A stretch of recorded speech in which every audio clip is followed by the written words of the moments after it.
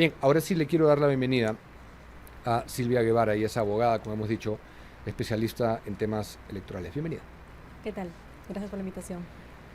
Varias cosas que la gente ha ido preguntando, y de hecho yo tengo dudas personales también respecto al proceso, no hay claridad aún, ¿no? Lo primero es, ¿cómo se va a llevar a cabo la votación aquí y qué diferencia hay en el extranjero? Porque se ha estado hablando de voto electrónico en algunas localidades del extranjero. Bueno, acá primero lo que se va a implementar es el voto digital, ¿no? Que es diferente porque es el voto digital no presencial, o sea, es decir, cualquier persona va a votar desde el teléfono móvil, pero la norma está dada de manera abierta. Sin embargo, se ha establecido grupos prioritarios, ¿no? Que hasta la fecha ya suman un total de 11. Es decir, no todos vamos a acceder al voto digital, solamente determinado tipo de población. Por ejemplo, O sea, sí va a haber sí va a haber voto electrónico. digital. Digital le dicen, bueno, electrónico es, pero digital porque se le denomina por la no presencialidad. Cualquier persona puede votar desde su teléfono móvil, computadora, ¿no? Su laptop.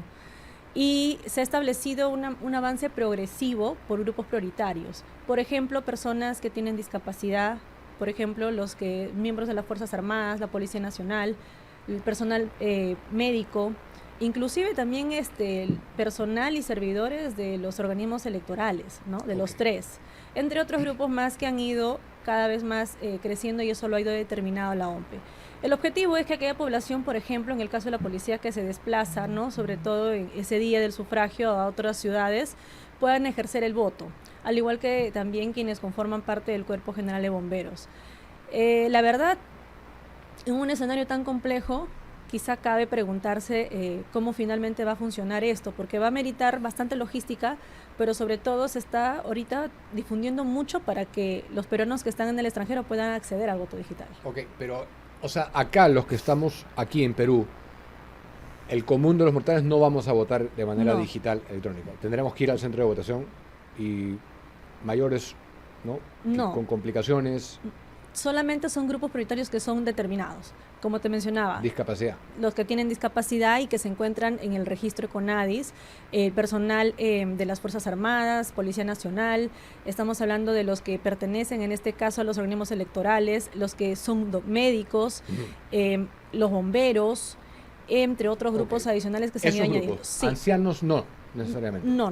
Solamente aquellos grupos que están determinados por el AOMPE, nada más. ¿La votación en el extranjero para los peruanos en el exterior va a ser igual en todos los países o va a variar de país a país? No. Es igual para todos los países, es decir, se van a abrir igual las mesas presenciales, ¿no es cierto?, en los consulados, en el caso hayan, y justamente la modalidad del voto digital va a dar esta opción para aquellos que tienen actualizado su DNI, ¿no? Es decir, sobre todo cuenten con DNI electrónico, y ese es justamente el otro tema. Para poder ejercer el voto digital tienes que tener el DNI electrónico y el certificado habilitado vigente. No el azul, no el DNI azul. No, el DNI azul no, porque justamente tienes que también tener un lector del DNI digital para que de esa manera se pueda acreditar la identidad de la persona que está votando. Ok, en el extranjero, ¿quiénes van a poder votar de manera digital? Quienes tengan el DNI electrónico actualizado. Sin importar los grupos que acá se establecen para votar Es que es un grupo. La población en el extranjero es un grupo prioritario. Toda la población en el extranjero es un solo grupo. Nada. No, sin importar la edad. O sea, todos los peruanos en el extranjero van a votar. Tienen la posibilidad porque digitalmente. sí, están considerados como grupo prioritario. Y si ellos dicen, no, yo quiero ir a votar. Pueden ir a votar, porque para eso justamente dentro de lo que viene a ser el voto digital se va a habilitar un padrón especial. Desde octubre más o menos hasta noviembre va a haber un periodo en el cual las personas que quieren ejercer este derecho, ¿no?, de esa forma, el digital, tienen que inscribirse. Ya. Entonces, si se inscriben y de esa forma deciden ir por esto, pueden ejercer el voto digital. Porque el que menos también puede decir, yo no tengo el DNI electrónico, claro. Voy. Además que es un costo, ¿no? Porque no necesariamente los consulados están cerca a todos los lugares donde están los peruanos. Entonces, sí. Entonces, para ponerlo en otras palabras, un porcentaje importante va a ir físicamente a votar porque no tiene el DNI electrónico. Podría darse el caso, ¿no? Pero estamos hablando que aproximadamente la población en el extranjero es 4%, ¿no? Un poco más. Y eso sabemos que en un escenario tan complicado puede marcar la diferencia. Entonces, creo yo que es momento para que la mayoría podamos hacer el esfuerzo de poder ir, ¿no? Como acá hay un grupo importante de peruanos en extranjeros que nos sigue, entonces quiero hablarles directamente. ¿Están habilitados para votar de manera digital teniendo el DNI electrónico. Ah, sí, vigente. Vigente. Con Si el no, certificado vigente. Si no, tienen que ir físicamente a votar. Así es. Ok. Las elecciones internas que van a hacer este año en los partidos, ¿cómo van a ser y quién regula las elecciones internas de cada partido? Mira, en este caso, con la nueva regulación, lo que hemos visto es que la mayoría de partidos políticos han cambiado la modalidad y se han ido por la modalidad por delegados, ¿no? Hay 3 modalidades. La modalidad de un militante, un voto, que viene a ser la modalidad de votación directa de los afiliados. La modalidad de elecciones primarias, que es la que subsistió a la tan denominada PASO, ¿no? Que anteriormente era obligatoria, Sí. se le quita la obligatoriedad, entonces persiste y yo creo que nadie va a ir por ahí porque es muy complicado. Y la última, que es por la que más apuntan todos, es la modalidad por delegados, porque hay un porcentaje que tienen que cumplir en cualquiera de las 3 modalidades, que es una nueva valla interna que se ha establecido para estas elecciones, que es el 10% de votos válidos de los mismos afiliados. Entonces, en el caso de la modalidad por delegados es mucho más factible, porque solamente se considera el 10% de lo total de delegados. Acá no hay una intervención directa de la OMPE en la elección de los delegados.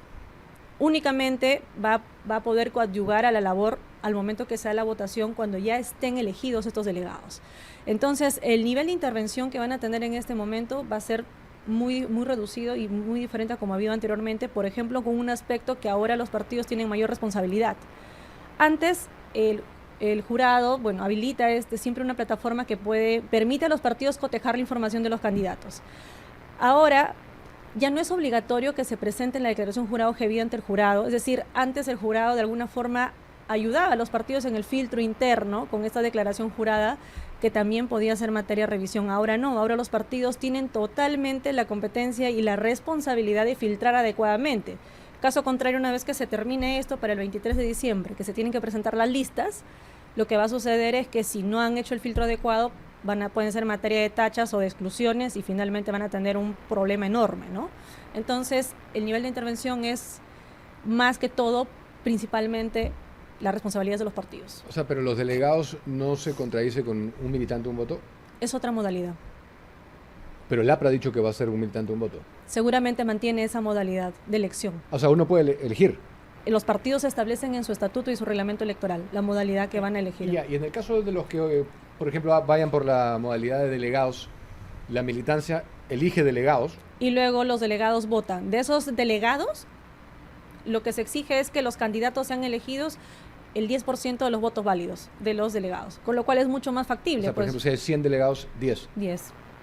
¿Ellos eligen a los candidatos para diputados, senadores y presidente? Eligen los delegados, pero lo que va a verificar el jurado es que el cumplimiento de la valla es el 10%. Y ellos son finalmente quienes eligen a los candidatos. Ah, mira, bien interesante. ¿Los candidatos a presidente pueden postular simultáneamente al Senado? Sí. En el caso del presidente, sí, pueden postular al Senado y al mismo tiempo a la presidencia.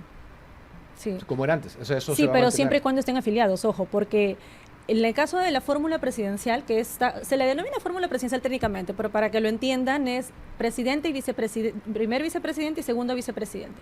Cuando uno va a la cédula de sufragio y elige y marca por la figura representativa de quien va a la presidencia, a su vez está eligiendo el primer y el segundo vicepresidente. Entonces, así es.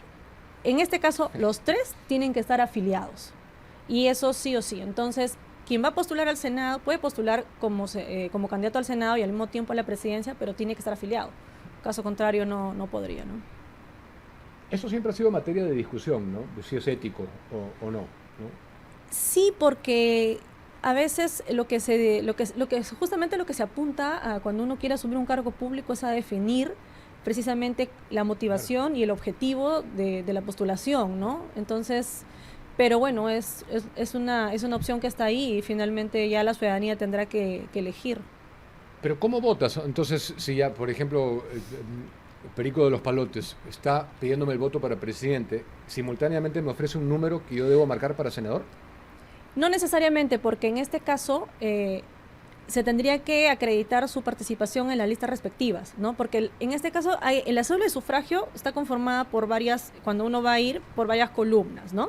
Vamos a tener la columna de la presidencia, la columna en este caso del Congreso, que va a ser mucho más dividida, porque tenemos diputados y en el Senado tenemos 2 columnitas más. Una, los que van a ser candidatos a nivel nacional, que se le denomina por distrito único. La otra columnita al costado que vamos a tener, que es por distrito múltiple, que vendrían a ser los representantes por cada región, como siempre lo hemos votado y conocido.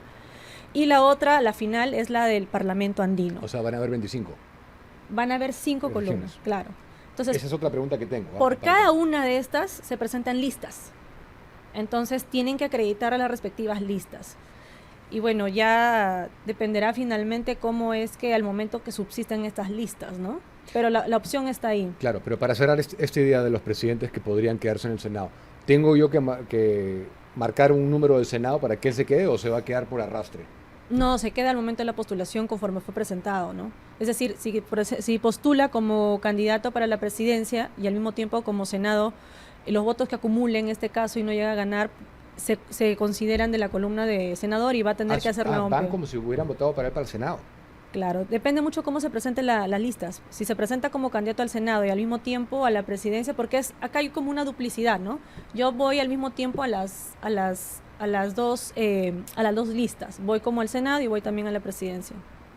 Ya, ponte que saque 100.000 votos para presidente y no gana la presidencia. ¿Eso se cuentan como 100.000 votos para el Senado? Sí, si es que postuló como senador, sí. Increíble, ¿eh? ¿Cuántas columnas de diputados vamos a tener? Y de senadores ya me respondiste, 2. ¿De diputados vamos a tener una? Diputados es una sola. O sea, 1 y 2 para parlamentarios. Sí, porque en el caso de diputados se mantiene tal cual como hemos venido eligiendo a los congresistas, ¿no? Es decir, un representante por cada distrito electoral múltiple. ¿Por qué se le dice distrito electoral múltiple? Son 27 circunscripciones. Es decir, una por cada circunscripción territorial departamental y también los peruanos en el extranjero que conforman una circunscripción. Entonces, cada uno de esos representantes nosotros elegimos y de esa manera se configura cómo es que se postulan. En el caso del Senado se ha hecho algo que nunca ha existido. Nosotros hemos tenido anteriormente congresos bicamerales, sí, pero siempre han sido bajo la modalidad de distrito múltiple. Nunca han sido esta combinación que tenemos ahora, donde la mitad de los 60, 30 van a ser por distrito único y 30 por distrito múltiple. Entonces, eso va a ser confuso. ¿Cuál es la diferencia entre distrito único y múltiple? El distrito múltiple es conforme vamos a elegir a los diputados.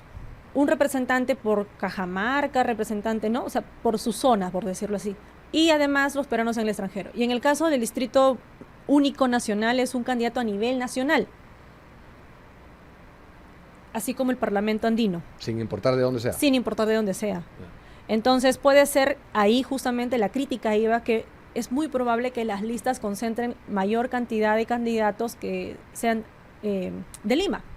¿Por qué? Porque un candidato para tener mayor cantidad de votos va a ir a los lugares, o digamos, un partido va a querer acercarse más hacia los lugares donde haya mayor cantidad de población y donde sea más conocido, ¿no? Entonces, ese es el reto que tienen en este caso los que van por distrito único. Tienen que hacer quizá una campaña un poco más amplia porque tienen su postulación es por distrito único, que es a nivel nacional. Así es. ¿La otra columna?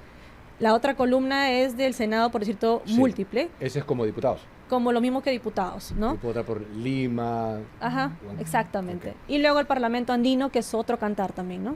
Porque el Parlamento andino son una lista de 15 candidatos donde solamente son 5 titulares, pero existe una figura que no existe en las demás, que son los suplentes, primer y segundo suplente que quedan. ¿Y va a estar en la cédula? También va a estar en la cédula, claro, es una columna más. Va a ser un arroz con mango esto. Claro, y súmale el tema del voto preferencial. Va a ser un poco confuso, o sea, poco es la verdad suave, va a ser muy confuso. O sea, voy a votar presidente, un diputado, 2 senadores y Parlamento andino con suplente. Claro, pero en este caso el Parlamento andino solamente tú eliges, ¿no? a la organización o el voto preferencial, el número, y luego de la misma lista que se presente salen los suplentes del titular. Van a haber representantes de peruanos en el exterior tanto en la Cámara Baja como en la Alta, ¿no? Sí. ¿Cuántos van a haber en diputados? Tiene solamente un escaño, nada más como máximo. O sea, solamente hay un único representante. Sí. ¿Uno? O sea, menos que ahora. Ahora hay 2. Son 2, sí. Bueno. 1 para diputados y ¿cuántos para senadores? ¿1 también? Sí, es lo mismo. Ya, 1 y 1. Yo pensé que iba a ser más. Entonces ahí ya me respondiste la siguiente pregunta que tenía, que era ¿a cuántos diputados y senadores podemos elegir cada uno? Porque yo pensé que iba a ser 2 y 2 por algún motivo, pero es 1 y 2, ¿no? Numéricamente, ¿cómo uno gana un escaño? ¿Cuál es la explicación para la gente en votos, para calcularlo?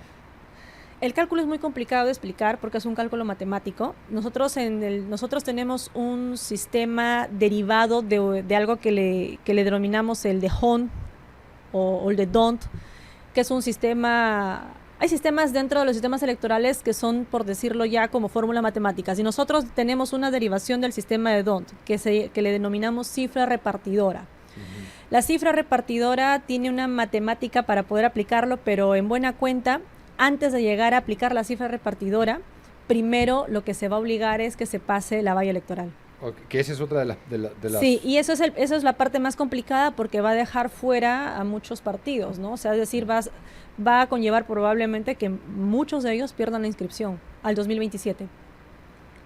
Entonces partamos por ahí. ¿Cómo se va a calcular? Tengo entendido que el criterio iba a cambiar, ¿no? Pero ¿cómo se va a calcular esta vez la valla electoral? Son dos porcentajes ahora. Antes eran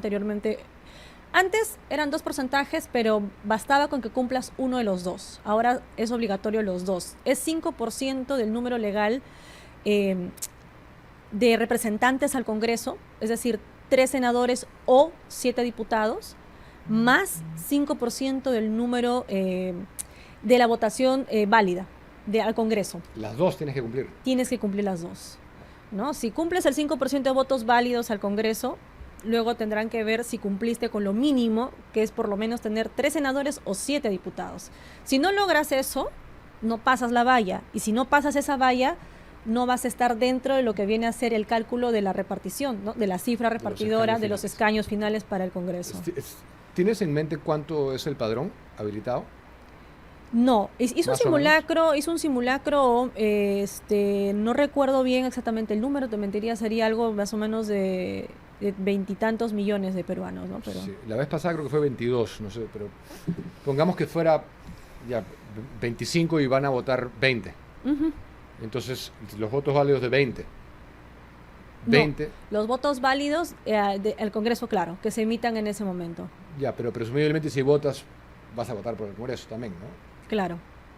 Entonces, digamos, para que la gente entienda con números redondos, de 20 millones sería el 5% de esos votos y haber metido mínimo a 3. O 7 diputados. O 7 diputados como mínimo. El resto perderá su inscripción. Así es. Ya, entonces, habiendo esclarecido cómo es el cálculo de la valla, entonces no podríamos saber el cálculo numérico para ver cómo uno se... No, bueno, Transparencia hizo, al parecer, un acercamiento jugando con probabilidades y tuvo, creo, un resultado, ¿no? Que fue de conocimiento público en cuanto a que solamente los partidos más grandes aparentemente mantendrían su inscripción por la cantidad de votos que han podido tener en las últimas elecciones. La verdad es un escenario complicado de poder nosotros ahorita, salvo que tengamos una bola de cristal y poder adivinar cómo va a ser el tema, pero va a ser bastante complicado por la gran cantidad de organizaciones políticas y sobre todo por lo que yo veo que no van a haber muchas alianzas inscritas, ¿no? Esa es la siguiente pregunta. Como hay tantos movimientos, 44 para ser precisos ahora, ¿cuál es tu análisis sobre las alianzas pocas que hay? Son 43 partidos y de las alianzas que se han presentado, que son 5, yo considero que muy poco probable que todas lleguen a cumplir con los plazos. Va a depender mucho de la etapa de tachas, ¿no? Etapa de tachas es la última etapa. Una vez que ya cumplen los requisitos, se publica la síntesis en el Diario Oficial Peruano y son 5 días para que cualquier ciudadano que pague su derecho, más o menos será algo de 400 soles, pueda presente una tacha si es que lo desea, porque considera que no se cumplen con lo que se establece en la Ley de Organizaciones Políticas. De ser así, se alarga un poco más porque nos vamos hasta incluso al tema de la apelación, ¿no? Y puede llevar a que no alcancen su inscripción al 1 de septiembre. ¿Por qué es poco probable que tengamos finalmente alianzas inscritas o tengamos, no de las 5, no creo que todas, sino de repente solamente 1 o 2? Es justamente porque estas tienen que estar inscritas al 1 de septiembre. O sea, las 5 que ya hemos visto que se finalizaron, tú dices que no van a prosperar probablemente. Probablemente no lleguen por los plazos. Depende mucho de lo que se presente, ¿no? Si no se presenta ninguna tacha y finalmente se cumple ese plazo, muy probablemente lo logren, pero si no, se puede alargar el camino como sucedieron con 3 organizaciones políticas antes del 12 de abril. Pero ¿Tú crees que haga una diferencia el hecho de que alguien vaya en alianza? La verdad, igual va a ser el panorama bastante confuso para el ciudadano. La cédula de sufragio, si es que se inscribieran las 5, van a ser igual de 37 partidos. Tampoco es poco, es más del doble de lo que hemos tenido en las elecciones generales anteriores. Y igual el escenario va a ser complejo para la ciudadanía, porque la cédula de sufragio, con las columnas que están igual de confusas, súmale el voto preferencial, que puede invalidar a su vez el voto del proceso independiente de si es Senado, diputado, y va a ser complejo. ¿En qué ¿no? caso lo invalida? Por ejemplo, nosotros tenemos el doble voto preferencial, ¿no? Que es opcional. Es decir, la ciudadanía puede elegir en la columna respectiva de presidente al símbolo del partido, de su preferencia. Y puede no colocar ningún número. Y con eso se suman los votos a la organización política. Pero si ejerce el voto preferencial, en el caso, por ejemplo, para el diputado, en el caso del doble voto preferencial del Senado y Lima Metropolitana, tiene hasta 2 opciones de colocar 2 números distintos dentro de esa columna para el Senado. Pero esos 2 números tienen que ser de la misma lista, es decir, del mismo partido, porque si no estaría ahí habiendo un tema que podría invalidar su voto, ¿no? Entonces, ahí es un problema, porque ¿cómo enseñamos a que todos puedan ejercer adecuadamente el voto en una cédula confusa? Sí, pero eso de lo del voto preferencial por lo menos ya tenemos alguna experiencia, ¿no? Haciéndolo. Claro. Tú puedes votar cruzado, ¿no? Sí, o sea, puedes elegir para presidente por una organización y por el Congreso puedes elegir por otra Por organización. otra, Sí. ok. Pero para el Congreso tiene que ser la misma organización La misma para organización diputados y política. senadores. Así Tú es. puedes, ¿qué pasa si votas para presidente por un partido y dejas en blanco? ¿Se le adjudica al partido del presidente? Lo que pasa es que no es que se adjudica, lo que sucede es que se considera voto en blanco porque las contabilizaciones de las votaciones es por elección. ¿A qué me refiero? Elección a presidente, elección al Congreso, a tienes que marcar Senado, a algo. Congreso, sí. Claro. Sin preferencial, pero tienes que es marcar algo. claro, las elecciones son procesos en simultáneo que se dan. Claro. O sea, son elecciones generales, pero son distintos procesos. O sea, cada columnita es un proceso, ¿no?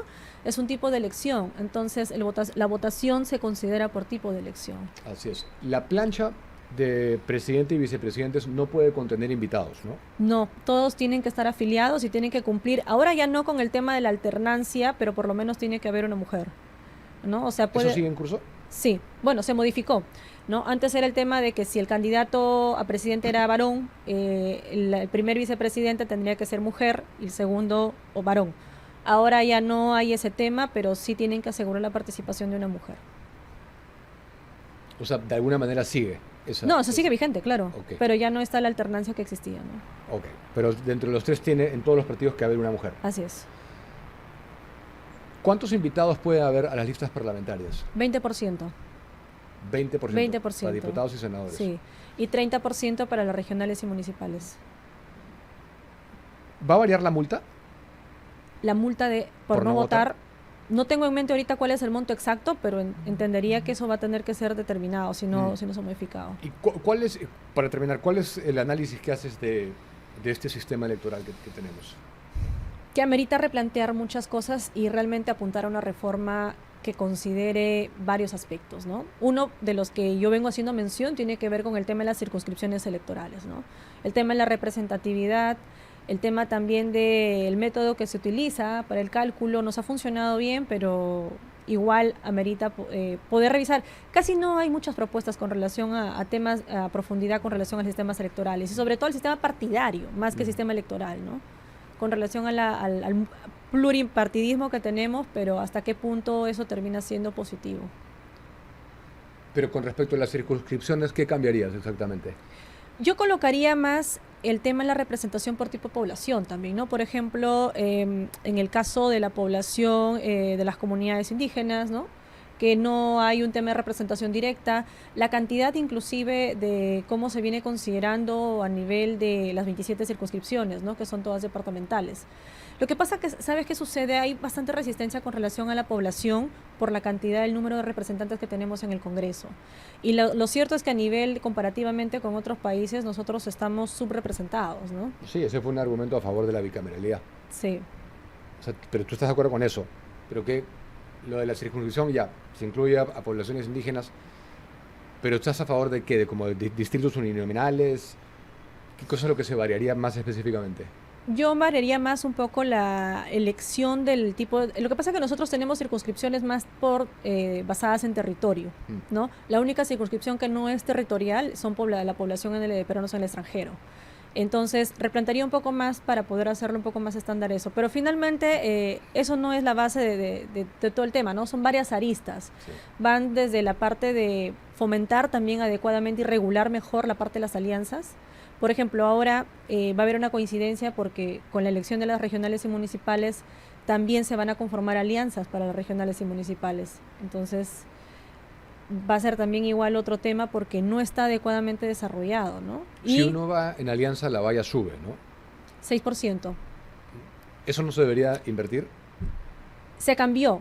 La valla de la alianza era 6% hasta las elecciones anteriores. Se cambió y se bajó a 5% si son 2. Si son 3 es 6%, pero si son 2, o sea, los que están yendo como 2, se respeta el 5%. Pero no existe una cancelación directa en el caso de la alianza, si no logra representación, sino la cancelación es al partido. O sea, los partidos que conforman las alianzas, cada partido, a pesar que están en alianza, tienen que asegurar un representante como mínimo para mantener su inscripción. Si van en alianza. Si van en alianza. Pero ¿no sería una mejor idea premiar las alianzas bajando la valla electoral? Yo concuerdo, yo estoy totalmente de acuerdo en ese aspecto. Pero se ha bajado al 5% si son solo 2, pero si son 3 se mantiene en 6%, ¿no? Entonces, finalmente Sí, pero no es hay engorroso, mucha motivación. Es engorroso, es Sí. engorroso. Voy a seguir hablando de este tema, la verdad, porque es bastante. Sí, es Que bastante la gente complejo y tiene varias que aristas. interiorizar. Ahora con bicameralidad, si es que no va, se olvida de esto, se olvida de lo otro, no votó, lo van a considerar voto en blanco. No hay una votación heterogénea aparte, ¿no? Aquí, allá, hay muchas aristas. Podría replantearse, evaluar las elecciones generales, no combinar todo, ¿no? De repente que la elección al Congreso sea primero antes que las elecciones presidenciales, podría ser también una salida. También podría ser. Gracias por tu explicación. Gracias.